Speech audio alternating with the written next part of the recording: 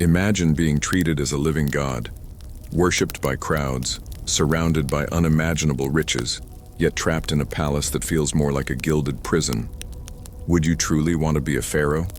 Today, you will uncover why wearing the crown of Egypt wasn't always a privilege. It was often a burden heavy enough to break those who carried it. The pharaoh stood at the very top of society, revered as a divine ruler, the bridge between gods and mortals. His word was absolute, his image carved into temples, his name destined to echo for eternity. But behind the spectacle of power was suffocating pressure. Every harvest, every flood of the Nile, every victory or loss in war, each was placed squarely on his shoulders.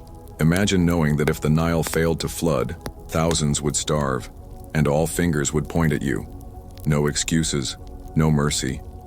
To the people, a god could not fail. But the pharaoh was still only human, trapped in the impossible role of divine perfection. Some pharaohs cracked under this weight, so much so that their reigns ended not with glory, but with betrayal. And if that sounds grim, wait until you hear what dangers lurked inside the royal palace itself. If enemies outside the borders weren't enough, the pharaoh had to fear enemies even closer, sometimes under the same roof. What good is being worshipped as a god if your own family plots against you? Inside the palace walls, danger didn't always come with a sword. It came with whispers, poison, and daggers in the dark. The pharaoh's household was a web of ambition. Wives, brothers, advisors, and even sons all vied for influence. With the throne seen as a gateway to immortality, everyone wanted a piece of it. For some, waiting for succession wasn't enough. They hastened destiny with a quiet plot. Royal harems were especially volatile. With dozens of wives and concubines, each representing powerful families, the palace could turn into a battlefield of rival alliances. Children were pawns, their futures tied to whether their mothers could outmaneuver others. And sometimes, one innocent banquet was enough to decide who lived and who died. History remembers cases where pharaohs were assassinated not by foreign invaders, but by their own inner circle. A trusted advisor today could be your killer tomorrow. To sleep as Pharaoh was to wonder each night if you'd wake again.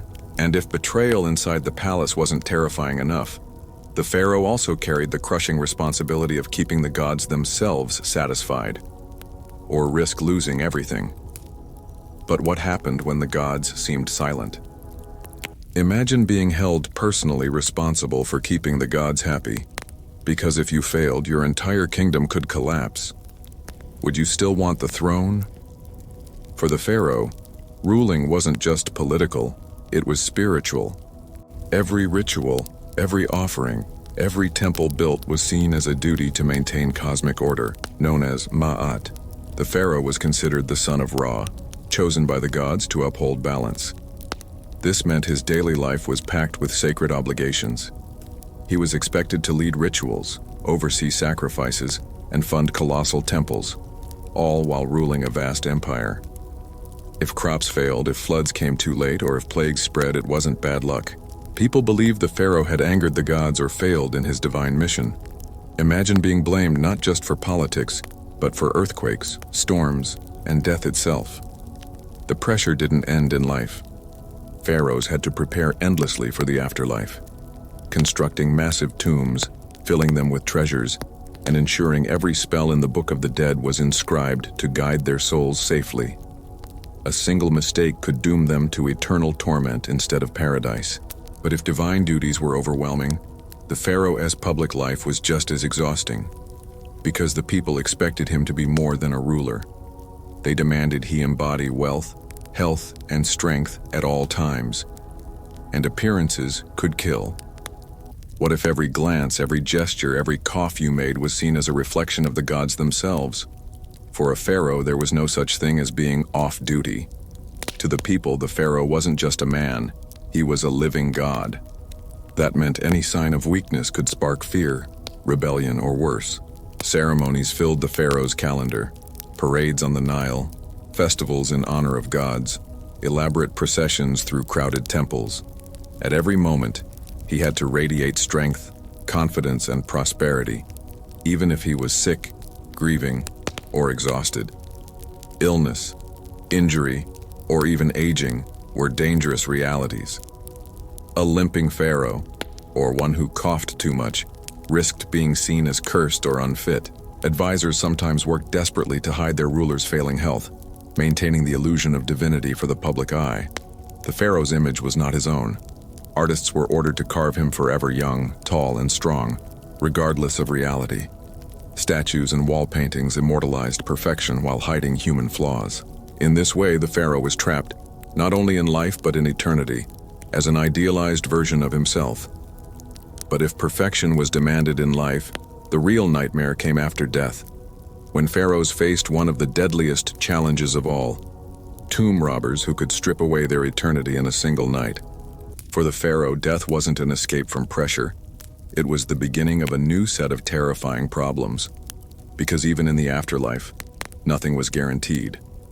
Preparing for eternity meant spending an entire lifetime, and a fortune, building the perfect tomb. Pharaohs poured unimaginable wealth into their burial places, from the towering pyramids of the Old Kingdom to the hidden tombs in the Valley of the Kings. Each monument was a desperate attempt to secure immortality. Tombs were filled with gold, treasures, food, weapons, and even servants' figurines meant to serve in the next world. But these tombs were also a beacon to danger. For grave robbers, they were irresistible targets. Entire dynasties were looted, their mummies desecrated, their treasures stolen. A pharaoh might spend decades preparing for the afterlife, only for his eternal home to be broken into weeks after burial. Imagine ruling as a god, only to have your corpse stripped of dignity and your name erased from history by thieves in the night. For Egyptians, this wasn't just robbery, it was a second death, destroying the very soul of the pharaoh. And if the fear of tomb raiders wasn't enough, pharaohs also lived with another torment: the crushing loneliness of power, where no one, not even family, could be fully trusted. What good is being the most powerful man on earth if you can never trust the people closest to you? For the pharaoh, the throne wasn't just a seat of power, it was an island of isolation.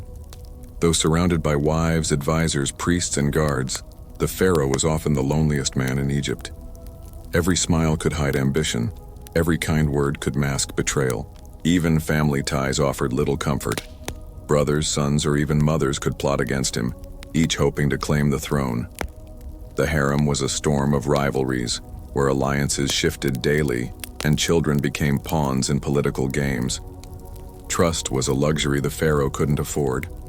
He dined cautiously, slept lightly, and guarded his secrets carefully. To confide too much in the wrong ear was to risk conspiracy.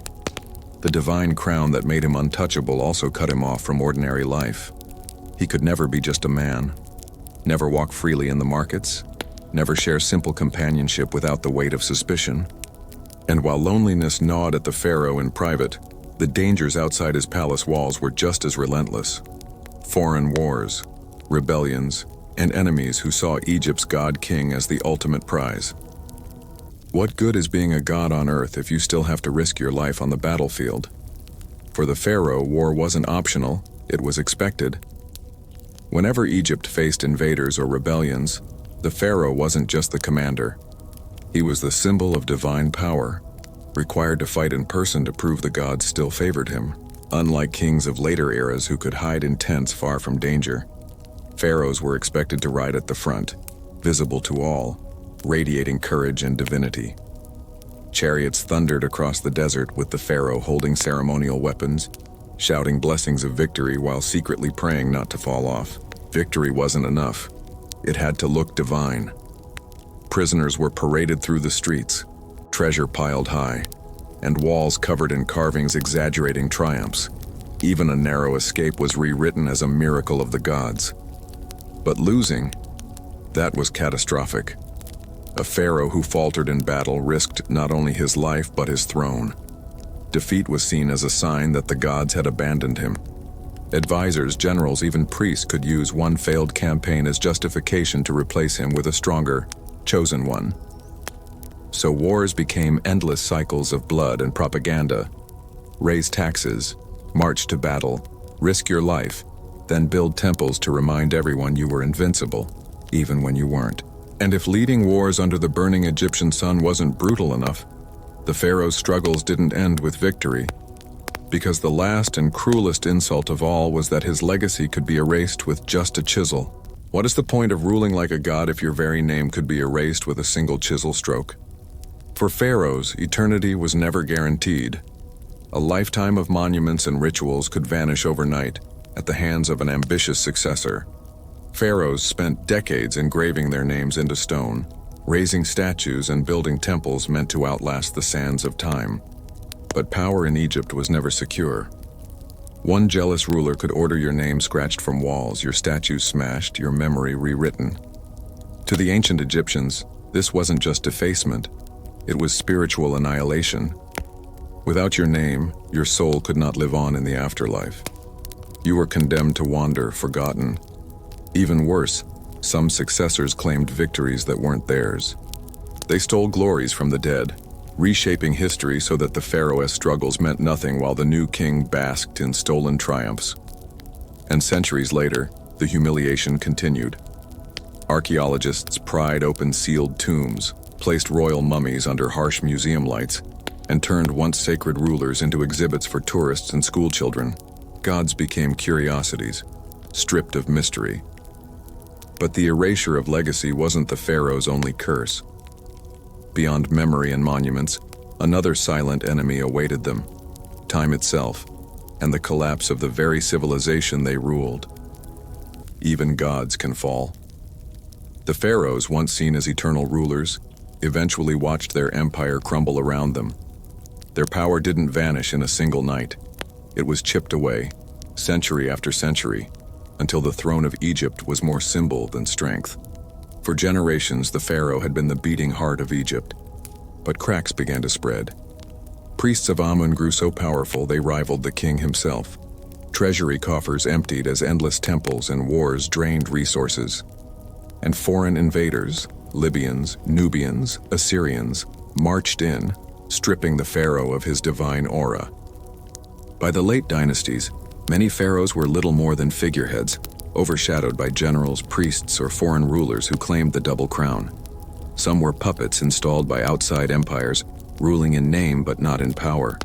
The god-kings of Egypt, once untouchable, were reduced to fragile mortals presiding over a fading civilization. Their monuments still stood, but their authority was hollow. But the pharaoh's downfall raises a haunting question. When a living god loses all power, what remains? Reverence or ridicule? Even after their empire collapsed, the pharaohs refused to vanish. Instead, they were reborn, reshaped by every civilization that came after. From conquerors to storytellers, each age carved its own image of Egypt's rulers, turning fallen kings into eternal symbols. When Alexander the Great marched into Egypt, he didn't destroy the pharaohs. He became one. The Greeks blended Egyptian gods with their own, painting pharaohs as mystical priest kings. Later, the Romans turned them into exotic curiosities, rulers of a strange and ancient land. For medieval travelers, pharaohs were remembered less as men and more as legends, sometimes villains of the Bible, sometimes keepers of forbidden wisdom. And in the modern era, the pharaohs were reborn once more, this time under the gaze of explorers, writers, and Hollywood directors who gave them new life on silver screens. Stripped of their real power, the pharaohs gained a different kind of immortality, not through temples or tombs, but through imagination. Each retelling reshaped who they were, until the line between history and myth blurred forever. But these reinventions open the door to a bigger mystery. If the pharaohs live on in legend, what truths still lie buried, waiting to be uncovered beneath the sands? The pharaohs may have died, but their secrets refuse to stay buried. Every grain of sand still hides whispers of their lost world. For centuries, tombs lay sealed, monuments half buried, and legends unanswered, until explorers and archaeologists began peeling back the layers of time.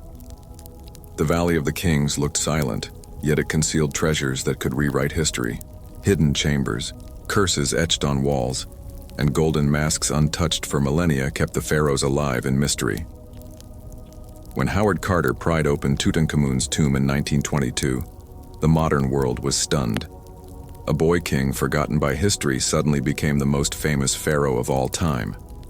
And with him, Rumors of curses spread like wildfire, proving that even in death, the pharaohs could still command fear.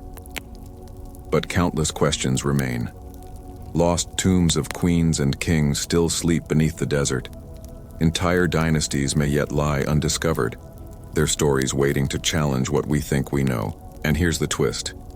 For every discovery that shines light on Egypt's past, even darker mysteries emerge. What if some secrets were never meant to be found? Powerful in life, terrifying in death. The pharaohs seemed to reach beyond the grave to strike down anyone who disturbed their eternal rest. Legends of the curse of the pharaohs weren't just ghost stories. They were warnings etched into tomb walls, threats that echoed across centuries. When Howard Carter uncovered Tutankhamun's tomb, newspapers spread tales of a deadly curse. Soon after, members of his team began to die under strange circumstances: illnesses, accidents, sudden misfortunes. To the public, it was no coincidence. The boy king was taking revenge. But the truth was more complex. Ancient Egyptians believed disturbing a tomb could unleash chaos, not only for the living but for the soul of the dead. Inscriptions warned intruders that they would be devoured by crocodiles, lions, and serpents, or cut off from life itself. Whether these were real curses or clever psychological warfare, they worked. Even in modern times, the idea of the pharaoh's wrath keeps their aura alive. Tourists lower their voices in tombs. Archaeologists feel a chill in the silence of burial chambers. The dead still command respect. But curses are just the beginning. What if the true power of the pharaohs wasn't in fear, but in their mastery of life after death, and the secrets of immortality they believed they had unlocked? For the pharaohs, death wasn't the end. It was the beginning of eternity. Every ritual, every monument, every secret spell was a weapon against time itself. Unlike other kings of history, the pharaohs didn't just want to be remembered. They wanted to live forever. Body, soul, and name carried across the threshold of death. The Egyptians divided the soul into many parts: the Ka, the Ba, the Ak, each needing protection. The body had to be preserved through mummification, the name had to be spoken by the living, and sacred texts like the Book of the Dead served as a guide through the treacherous afterlife. The tomb itself was a machine of immortality. Walls covered in spells, false doors for the spirit to pass through, hidden chambers filled with treasures, all designed to keep the pharaoh alive beyond the grave. To the Egyptians, time was not a straight line, but a cycle. By performing the right rituals, a pharaoh could join the gods, rise with the sun each morning, and live forever in a realm beyond decay. But this obsession with eternity came at a cost. Temples drained resources, workers toiled endlessly, and generations sacrificed their lives so that one man might defy death. And yet, despite all their efforts, one question still lingers. Did the pharaohs truly escape death? Or are their mummies proof that even the mightiest gods eventually crumble? They dreamed of eternity as radiant gods. Instead, they rest under glass, stared at by strangers. The pharaoh's immortality is not divine. It is silent, fragile, and exposed. The great kings of Egypt, once wrapped in gold and mystery, now lie in sterile museum halls, their bodies preserved but their power gone. The process meant to grant eternal life, mummification, was supposed to keep the pharaoh whole for the afterlife. Priests removed organs, anointed the body with sacred oils, and wrapped it in linen with spells whispered between the layers. But centuries later, tombs were robbed, mummies unwrapped, and once sacred kings became specimens. Archaeologists pried open coffins under candlelight, collectors traded royal remains, and museums put pharaohs on display for ticketed crowds. To visitors, they are wonders of the ancient world. To the Egyptians who built their tombs, this would have been the ultimate desecration. Immortality reduced to curiosity, eternity reduced to bones and dust. Yet even in this humiliation, the pharaohs still command awe. Because one mystery endures, behind their hollow eyes and fragile skin, do they still hold secrets we haven't uncovered? They may look like lifeless shells, but the pharaoh's mummies still whisper truths across thousands of years. Modern science has turned these fragile remains into time machines, unlocking the hidden stories of Egypt's lost rulers. Through CT scans and DNA analysis, we've peered beneath the linen wrappings. We've discovered pharaohs who suffered from malaria, bone diseases, and violent deaths once concealed by ritual. Their faces, once hidden by golden masks, can now be digitally reconstructed, returning individuality to rulers thought lost to time. Yet, for every mystery solved, new questions arise. Some pharaohs show no clear cause of death. Others reveal genetic secrets suggesting tangled bloodlines, incest, or even political assassinations hidden under centuries of silence. Science strips away superstition, yet it also deepens the enigma. The pharaohs were human, sick, flawed, vulnerable, but their aura refuses to die. Even as their secrets are exposed under microscopes, they still command reverence, as if eternity itself clings to their remains. In the end, the pharaohs achieved a strange kind of immortality, not as gods in the afterlife, but as mysteries that refuse to fade. And it leaves us with one haunting question. If thousands of years from now our own bodies were unearthed, what truths and what lies would we leave behind for the future to discover?